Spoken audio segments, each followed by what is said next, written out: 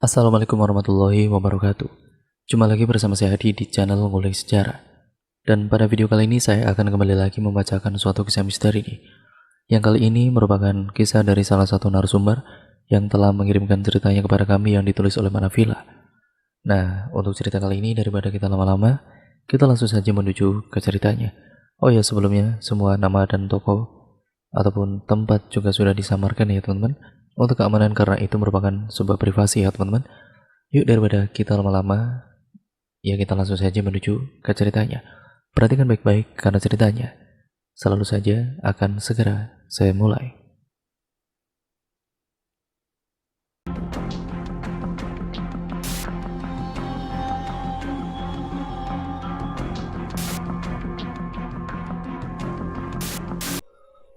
Kerumunan yang amat mengganggu pandanganku saat sedang berada di kantor tempatku bekerja.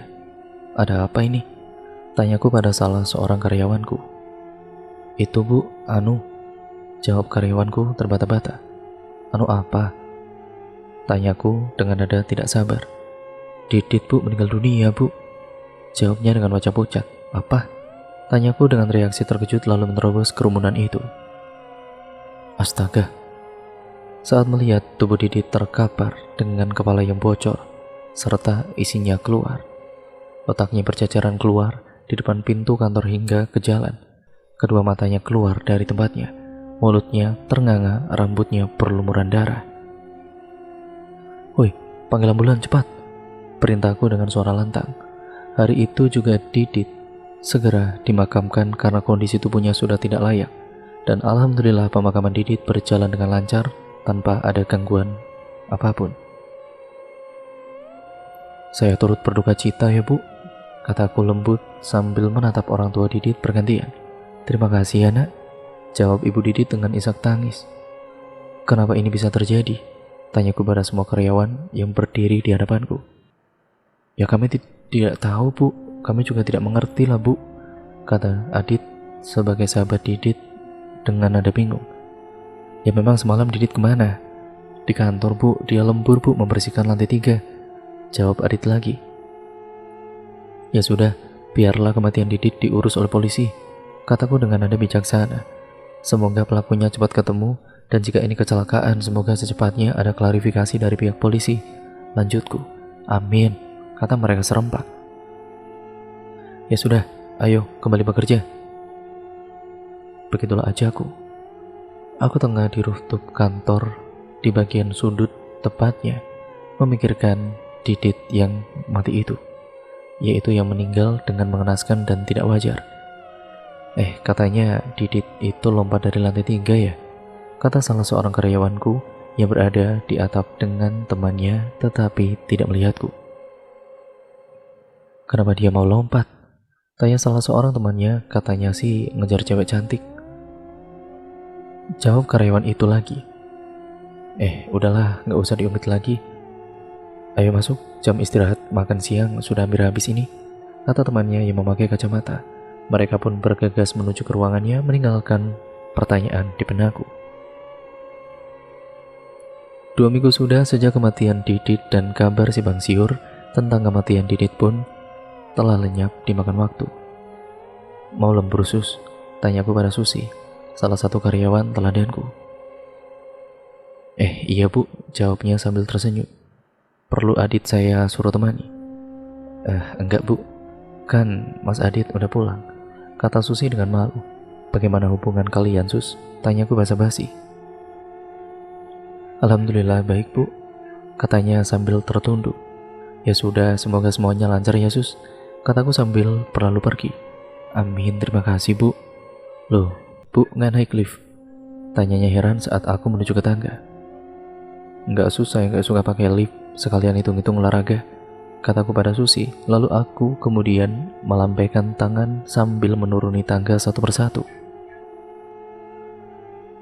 Tidak memungkinkan aku bilang ayah ibuku meninggal di dalam lift yang karenanya aku trauma, kataku dalam hati sambil tersenyum kecut mengingat kejadian itu.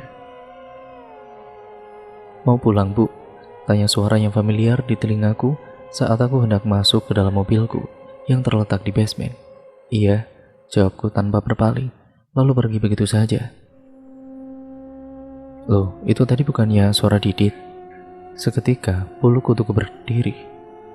Kerumunan apa lagi di situ? Tanyaku dalam hati dengan geram. Langsung terobos kerumunan yang berada di depan lift itu. Ya Allah, kataku terkejut. Susi, lanjutku melihat tubuh Susi yang kepalanya telah terpisah dari badannya karena terjepit lift. Masih berbekas di pintu lift bekas jepitan itu. Bulu kutuku berdiri seketika. Bau amis masih tercium dari genangan darah yang tergenang di lantai yang berasal dari kepala Susi yang terpisah dari tubuhnya. Darah itu terus mengalir. Aku mau muntah mencium bau amis dan melihat keadaan Susi yang begitu mengenaskan. Kulihat Adit sangat terpukul dan tengah di pojok ruangan, tidak jauh dari lift, dan mayat Susi yang tergeletak di sana. Dit, kataku lembut sambil memegang pundak Adit. Yang sabar ya. Terima kasih ya Bu, katanya terbata-bata diiringi isak tangis. Bu, bos mau ketemu sama ibu siang ini, kata sekretarisku. Oh iya, di mana? Tanyaku. Di restoran biasa Bu. Jam berapa? Jam 12:30 Bu. Oke kalau gitu, kataku dengan singkat. Nah, siang harinya pun aku langsung bergegas ke salah satu restoran yang berada di dekat kantorku. Ada apa Bu Bos? Kenapa mengajak bertemu tiba-tiba? Tanyaku sambil duduk. Ada yang tidak beres ya? Tanyaku lagi harap-harap cemas. Oh tidak ada kok.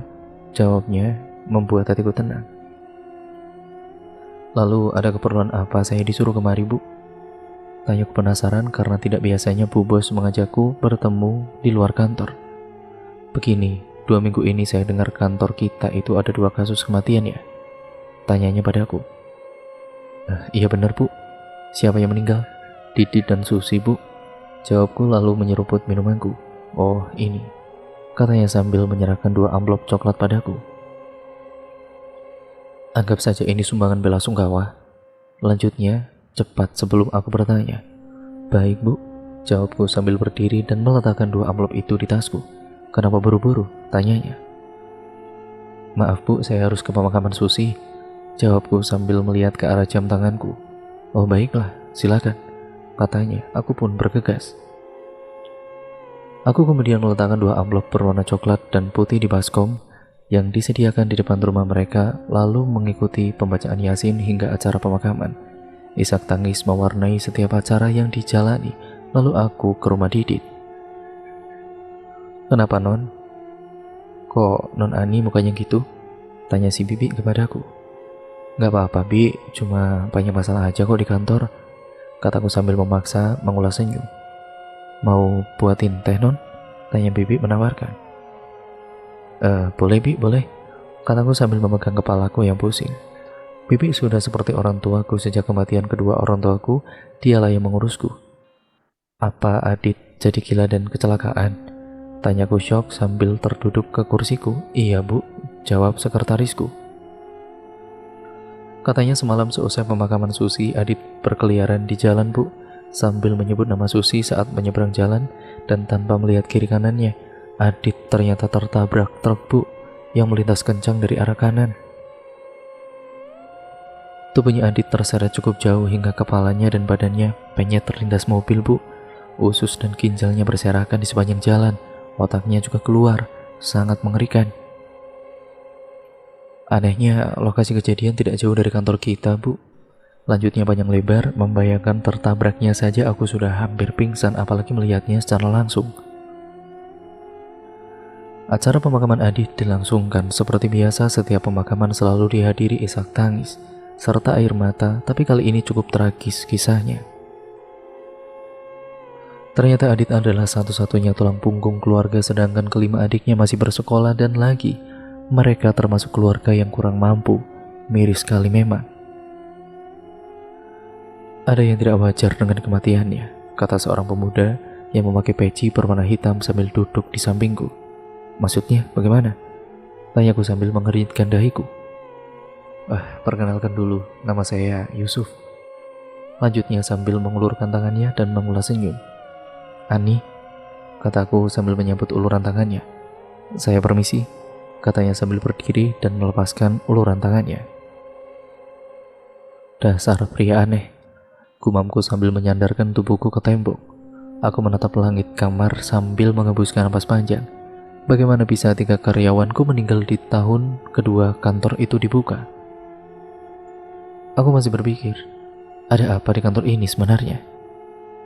Pikiranku jadi melayang ke perkataan pemuda tadi siang, dan mimpilah yang menemani pikiranku yang melayang. Saya harus lembur, kataku pada sekretarisku yang masih terlihat menungguku. Perlu saya bantu, Bu? Tanyanya menawarkan diri. Tidak perlu, terima kasih. Ini hanya tinggal sedikit lagi kok. Tolakku dengan halus. Pulang saja duluan. Baiklah, Bu. Kalau begitu saya permisi dulu ya, Bu, katanya dengan hormat lalu menuju lift. Kubuka berkasku satu persatu dan mengetikkan kata demi kata di komputerku. Pukul 11 malam aku melirik ke arah arlojiku. Waktu terus berputar, rasa kantuk mulai menyerang hingga pukul 23 lebih 10 menit. Atau lebih tepatnya, jam 11 lebih 10 menit, mau tengah malam. Kulirik lagi jam tanganku dan menguap. Kuputuskan untuk membuat kopi sekedar mengganjal kantukku dan menemaniku mengerjakan pekerjaanku yang tinggal sedikit lagi. Namun saat aku mulai berjalan lagi, ingin kembali ke ruangan, tiba-tiba ada suara, "Tolong!" Bisik sebuah suara dengan lirih di telingaku. "Siapa?" Tanyaku sedikit takut. "Tolong!" ucap suara itu lagi. Aku pun tidak peduli, lalu pergi meninggalkan pantry. Kemudian bunyi suara kursi digeser. Seketika bulu kutupku merinding. Astagfirullah, Allahu Akbar, ucapku berulang kali. Aku terus berjalan tanpa memperdulikan suara itu sambil terus menyebut asma Allah dalam hatiku. Aku duduk di kursi ruangan pribadiku. Kuletakkan kopi dari tanganku ke atas meja saat hendak jariku mengetik di atas keyboard. Keyboard itu telah terketik sendiri.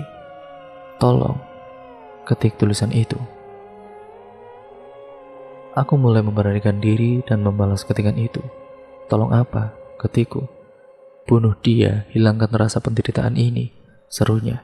"Siapa yang kamu maksud?" tanyaku penasaran. "Bosmu," ketiknya. "Memangnya kenapa dengan bosku itu?" "Memangnya kamu siapa?" tanyaku bertubi-tubi. "Aku akan ceritakan, tapi selamatkanlah dirimu dulu," ketiknya. "Memangnya kenapa?" tanyaku semakin penasaran. "Dia akan mencari dan memakan korban lagi," ketiknya tidak lama kemudian. "Cepatlah sebelum tengah malam," lanjutnya. "Baik," jawabku singkat dengan yakin. "Tapi jangan lewat lift, dia suka tinggal di lift itu," serunya. Aku hanya mengangguk. Dengan tubuh yang gemetar dan panik, aku segera bangkit. Aku tidak tahu kenapa, tapi aku rasa dia ingin melindungiku dan apa yang dia katakan semuanya benar.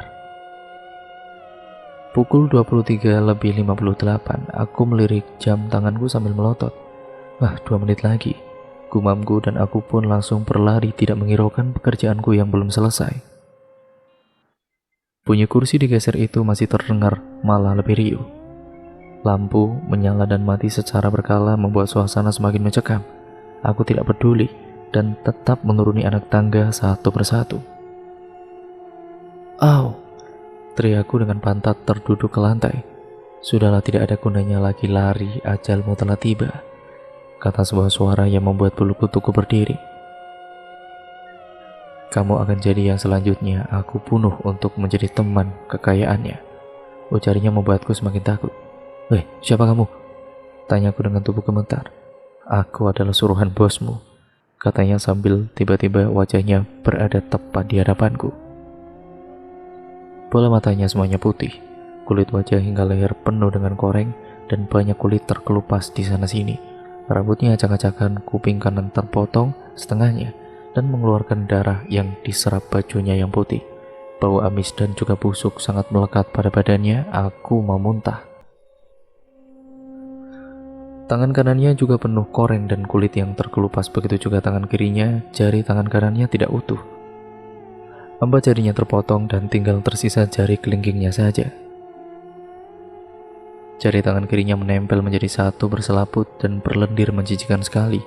Kakinya jelas-jelas tidak menginjak lantai. Dia mulai berputar-putar di atas kepalaku bagai nyamuk. Hihihihi. Tawanya begitu menggelegar di malam yang sunyi itu. Anehnya, walau kantorku tepat di seberang jalan raya, tidak ada satupun kendaraan yang lewat, padahal biasanya jam segini masih banyak kendaraan yang berlalu lalang di sana. Kukuatkan kakiku yang masih lemas dan berlari keluar. Hingga aku sampai di depan pintu keluar kantorku, segera kututup dan kukunci pintunya. "Jangan ganggu dia," kata sosok yang tiba-tiba muncul di dekatku. Aku tersentak kaget. Sosok mengerikan itu masih berputar-putar bagai nyamuk. Sosok itu tidak mempunyai kepala. Kepalanya diletakkan di kedua tangannya. "Susi," gumamnya seperti itu. Belum selesai keterkejutanku, dua sosok pun muncul berada di sana. Yang satu kepala belakangnya kosong dan berongga tanpa otak. Yang satu lagi sosok yang bertubuh penyet dengan usus dan organ dalam lainnya keluar dari dalam tubuhnya. "Didit, Adit," seruku lagi.